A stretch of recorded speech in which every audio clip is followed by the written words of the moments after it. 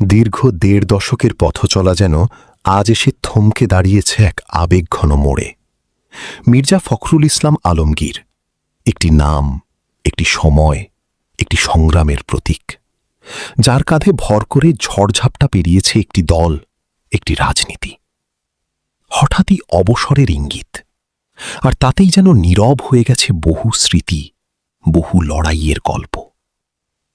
মারুফ কামাল খান তার লেখায় ফুটে উঠেছে সেই মানুষটির প্রতি গভীর ভালোবাসা, শ্রদ্ধা আর আস্থার এক অনন্য চিত্র।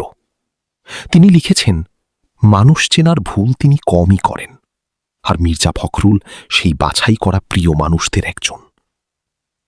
কণ্টকাকীর্ণ রাজনীতির এক কঠিন সময়, যখন চারদিক ছিল অনিশ্চয়তা আর চাপের পাহাড়, তখনই দায়িত্ব কাঁধে তুলে নিয়েছিলেন তিনি।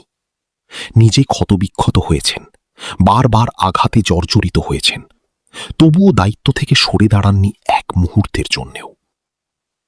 এখন তিনি ক্লান্ত, আর সেই ক্লান্তির মধ্যেই উচ্চারণ করেছেন বিদায়ের সম্ভাবনা। এ যেন শুধু একজন নেতার অবসর নয়, এ যেন একটি অধ্যায়ের শেষ, একটি যুগের পরিসমাপ্তি।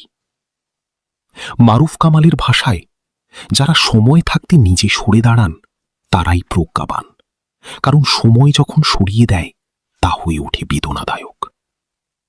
আজ তাই বিদায়ের সুরে মিশে আছে গভীর সম্মান, কৃতজ্ঞতা আর এক ধরনের নীরব শূন্যতা। যে মানুষটি এত লাঞ্ছনা, গঞ্জনা, সমালোচনা সহ্য করেও দলের হাল ছাড়েননি, তার প্রতি ইতিহাসের দায় আছে। তার অবদান যেন সোনার অক্ষরে লেখা থাকে। তার জন্য রইল প্রার্থনা, জীবনের বাকি পথ হোক শান্তির, সম্মানের, আর রাজনীতির অঙ্গনে তার রেখে যাওয়া ছাপ থাকুক দীর্ঘদিন।